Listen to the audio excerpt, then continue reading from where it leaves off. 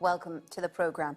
We begin in the United States, where the funeral of Tyre Nichols, the 29-year-old black man who died after being beaten by police, has taken place.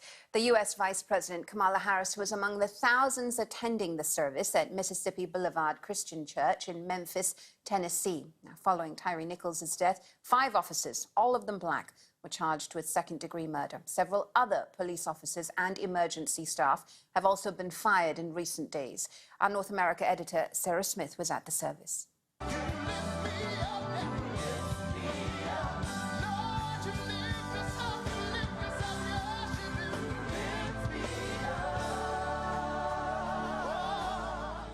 The grief was overlaid with anger, as mourners celebrating the life of Tyre Nichols also railed against the injustice of his death.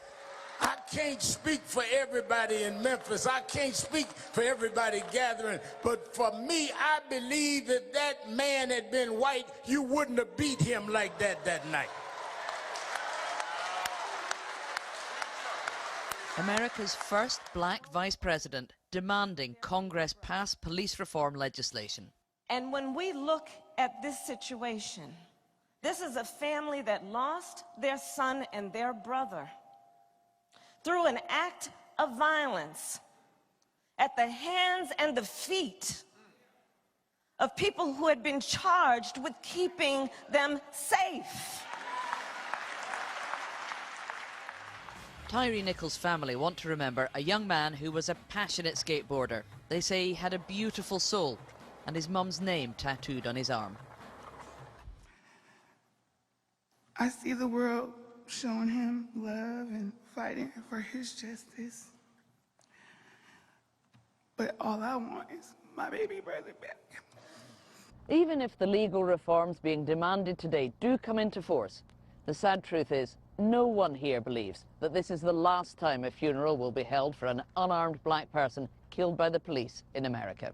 Will this finally bring about change, do you think? Bring about the law change? We tried to make it change happen. Change doesn't come, just drops out the sky.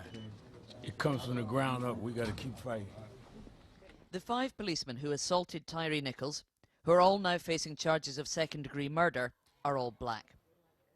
Amber Sherman, who's spent years campaigning for police reform, says she's not surprised. Yeah, I mean, the system of policing is inherently white supremacist, racist, and anti-black. But these were black officers that were involved. The fact that someone who is black joined that system doesn't mean that they're going to remember that they're black or they're going to put that first. They put being an officer first. The brutal death of Tyre Nichols has shocked America and reignited the debate about racial justice, with talk of change and reform, but little hope that anyone can truly say this will never happen again. Sarah Smith there, our North America editor, with that story. But let's take a look now at some of the other stories.